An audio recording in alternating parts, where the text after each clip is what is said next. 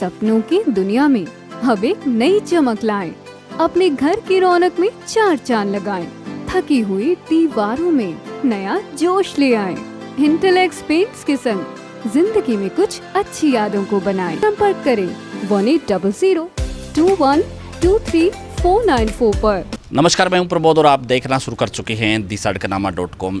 जैसा कि आप सब लोग जानते हैं कि पिछले कई दिनों से रुक रुक कर हो रही बरसात और भयंकर ओलावृष्टि से पूरे ज़िले भर की जो फसलें हैं वो प्रभावित हो गई हैं। खास करके जो अब प्रशासन ने 66 गांव ऐसे चयनित किए हैं जिनमें भयंकर ओलावृष्टि हुई है, उनमें विशेष गिरदावरी का आदेश है वो दे दिए गए हैं। हमारे साथ इस वक्त कैबिनेट मंत्री हैं चौधरी रणजीत सिंह। हम उनसे चर्चा करते हैं। जो सब 66 गांव टोटल आइडेंटिफाई किए हैं जहां पे भयंकर ओलावृष्टि हुई, उनमें विशेष गिरदावरी की जाएगी। लेकिन जो बारिश है वो पूरे ज़िले भर में हुई है, प्रभावित फसलें हैं पूरे ज़िले भर की भी हैं। पूरे जो किसान है इस वक्त वो सरकार की तरफ देख रहा है उम्मीद की किरण से। क्या कुछ कहना चाहिए? देखिए, अनफॉर्चुनेटली है कि ओले पड़े और बहुत जाके 15 दिन का फसल का टाइम था। ज़मींदार का बहुत नुकसान हुआ है, कहीं कम हुआ है कहीं ज़्यादा हुआ है। सरकार ने अपने डीसी की ड्यूटी लगाई कि सब जगह देखें, जहाँ जिन लोगों का इंश्योरेंस है उन्हें तो मिलना ही मिलना है जी। और इसके अलावा जो दूसरे रह गए जिन्होंने बीमा नहीं करा रखा उनकी स्पेशल गिरदावरी करके सरकार कर रही है। अब गांव कितने हैं ये तो एडमिनिस्ट्रेशन सेलेक्ट करता है। डीसी आखिर सरकार की मशीनरी है, नीचे तहसीलदार हैं, एसडीएम हैं। मैं भी जिस दिन ओले पड़े अगले दिन 7:30 बजे पहुंच गया था। मेरे साथ ही 27 गांव में नायब तहसीलदार, आपका कानूगो, पटवारी सब साथ थे और सब जगह जाके देख के लोगों को विश्वास दिया कि हम करेंगे। पूरे हरियाणा में ऐसा हुआ है। मुझे पता नहीं कितने गांव हैं, पर अगर कोई गांव रह रहा है तो भी हम उसे, सरकार ऐसा नहीं है, खुले मन से उन्हें ले रही है। सीएम साहब इस मामले में बड़े खुले दिल से और मैक्सिमम मुआवजा, और कोशिश भी ये रहेगी कि हम मई तक मुआवजा दे देंगे, इसी मई तक, लंबा नहीं करेंगे। अब कितना होता है, जहाँ 75% से ज़्यादा नुकसान है वहाँ 15,000 रुपये पर एकड़ दिया जाएगा। जिनका इंश्योरेंस करवा रखा है उन लोगों को ज़रा ज़्यादा राशि मिलेगी, क्योंकि वो पैसा देते हैं तो उन्हें 25-30 हज़ार के करीब मिलेगा। और जिसका 75 से कम है उनको उससे थोड़ा कम मिलेगा। तो ऐसे फिक्स कर रखा है। अगर कोई रह गया गांव तो उसको भी हम कर रहे हैं। सब जगह नायब तहसीलदार गया, लोगों को समझाया कि आप बैंक से लें, अगर वहाँ नहीं मिलता हो तो आप ये नंबर लेके हमें दे दें, हम तुरंत इसे चढ़ाएंगे। तो सरकार इस मामले में पूरा सावधानी से सबको दे रही है। सर, पोर्टल क्षतिपूर्ति जो पोर्टल है वो बंद पड़ा है। कल भी किसान हैं वो डीसी कार्यालय में पहुंचे थे, खूब जो है तू तड़ाक भी हुई उन प्रशासनिक अधिकारियों से। कहा था सरकार ने कि 72 घंटे तक हम क्षतिपूर्ति पोर्टल पे आप रजिस्टर्ड करवाएं, लेकिन पोर्टल अभी बंद है।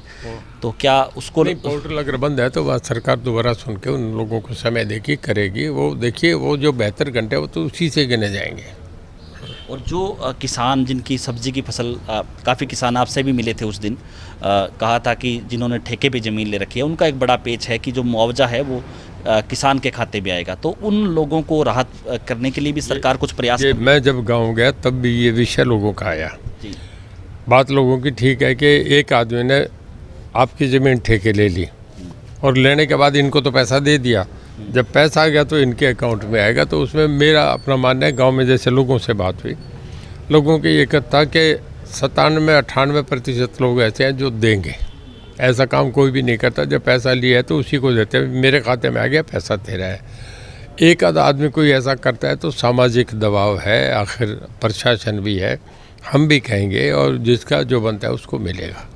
पंजाब में भगवंत मान की सरकार ने कहा है कि जो किसानों को जो राहत है वो कुछ ही दिनों में दे दी जाएगी। क्या हरियाणा सरकार इस तरह का फैसला नहीं ले सकती कि चूँकि मई तक की बात कर रहे हैं, ये थोड़ा देरी हो जाएगी क्योंकि फसल की बिजाई, अब फसल बर्बाद हो चुकी है, उसको बिजाई के लिए किसान को तुरंत पैसा चाहिए। सरकार के पास पैसा होता है, सरकार पे कोई दिक्कत नहीं होती। बात यह है कि यहाँ से सब बन के जाएगा, प्रोसेस है, सिस्टम है, उसमें टाइम लग जाता है। कहना होता है हो सकता है अप्रैल में ही दे दें, पर यह है कि हम मई तक दे देंगे। मई तो बीच में एक ही महीना है, अप्रैल तो शुरू होने जा रहा है। 1 अप्रैल में सारी स्टेट का पैसा सब डिटेल जाती है, सब डाटाज कलेक्ट होता है।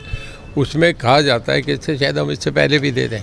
लेकिन 2021 और 22 का तो अभी भी बकाया पड़ा है। चौधरी साहब, 22 का जो क्लेम है वो किसानों को नहीं मिल पाया। गुलाबी सुंड की सरकार ने पैसा भेज दिया, कुछ जगह तो कोई किसान लेने नहीं है। ये विधानसभा में भी चर्चा चला था। कुछ जगह उसमें कोई लीगली कोई पेपर की दिक्कत है उस करके वो ऐसे लोगों का रुका हुआ है, कुछ का बाकी पैसा तकरीबन दे दिया गया, पर जो है सरकार ने दे दिया, पैसा किसी का नहीं रुकेगा। इस बार बजट को लेकर के भी खूब हल्ला हुआ विधानसभा में, आपने भी देखा, क्या कुछ कहेंगे? देखिए, हमेशा से रेगुलर फीचर है ये, जब भी विधानसभा होती है किसी भी स्टेट की उसमें होता है। हमारे यहाँ तो कम होता है, बाकी स्टेटों में तो, दिल्ली में आपने देखा मेट्रोपॉलिटन काउंसिल में क्या हुआ, दिल्ली विधानसभा में झगड़े होते हैं, बिहार में बहुत होते हैं। हमारे यहाँ इतना थोड़ा सा तो है, इतना तो हो ही जाता है। राहुल गांधी पे जिस तरह की कार्रवाई अब की गई है, पहले 2 साल की सज़ा, उसके बाद सदस्यता चली गई, अब बंगला खाली करवाने के भी आदेश है वो जारी किए गए हैं। पूरे देश भर में कांग्रेस है वो काली पट्टी बांध करके प्रदर्शन कर रही है, संसद में भी प्रोटेस्ट किया गया। देखिए, डेमोक्रेटिक में उनका हक है, वो कुछ भी करें, उस पर हम कुछ नहीं कहेंगे, पर लीगल मैटर है, एक कोर्ट ने करा है। देखिए, अगर कोई पॉलिटिकली किसी रीज़न से होता तो उसका कुछ और मामला था। अब अगर जुडिशरी करती है तो जुडिशरी तो अपने हिसाब से करती है। इंदिरा गांधी का भी एक बार ऐसे हो गया था, तो कई लोगों के ऐसे पहले भी हुए हैं, तो ये तो आगे है, उनका कोर्ट में जाएंगे, चैलेंज होगा, क्या होता है, बात की बातें हैं। तो धनखड़ का बयान आया कि गठबंधन है वो अलग अलग चुनाव लड़ेगा, हालांकि उसको लेकर के खूब चर्चा हरियाणा में चल रही है, क्या कुछ कहेंगे? आपको क्या लगता है, राजनीति में बड़ा लंबा अनुभव है आपका? मैं गठबंधन का मेंबर नहीं हूँ, गठबंधन तो जेजेपी बीजेपी का है। मैं तो पहला एमएलए था जिसने सबसे पहले सपोर्ट डिक्लेयर करा था कि मैं बीजेपी को सपोर्ट करूँगा। मैं बीजेपी के साथ हूँ, गठबंधन इनका रहे नहीं रहे इसका रणनीति से कोई नहीं।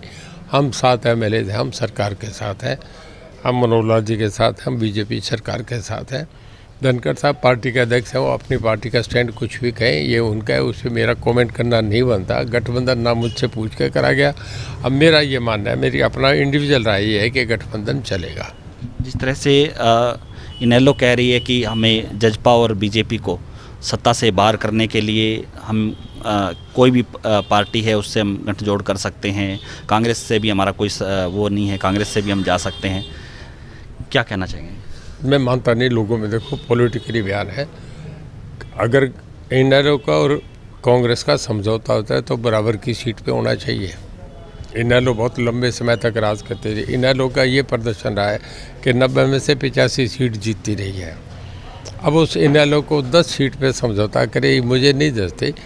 जब बराबर की सीटों का मामला आएगा, हुड्डा साहब इन्हें बराबर सीट देंगे नहीं, जब नहीं देंगे तो मैं नहीं मानता ये समझौता है। ये तो अखबारी एक माहौल बनाने की बात है, मुझे समझौते की बात नहीं लग रही। तो पूरी तरह से सरकार तैयार है 2024 के इलेक्शन को लेकर के, और उसके बाद विधानसभा? बिल्कुल सरकार बनेगी, कोई रोकने वाला बात नहीं। देखिए, कुछ भी हो, पार्लियामेंट तो सब क्लियर कह रहे हैं जी, और उसके बाद असेंबली का मामला आता है तो असेंबली में जो पार्लियामेंट बन जाती है वही आज तक देश में होता है, बीजेपी आएगी। बीजेपी सबसे बड़ी पार्टी बन के आ रही और सरकारी बीजेपी की बनेगी। धन्यवाद। तो ये थे हमारे साथ कैबिनेट मंत्री चौधरी रंजीत सिंह। लगातार हमारे साथ बने रहिए और इस वीडियो को आप ज़्यादा से ज़्यादा शेयर जरूर कर दीजिए ताकि तमाम लोगों तक जानकारी पहुँचे। बहुत बहुत शुक्रिया।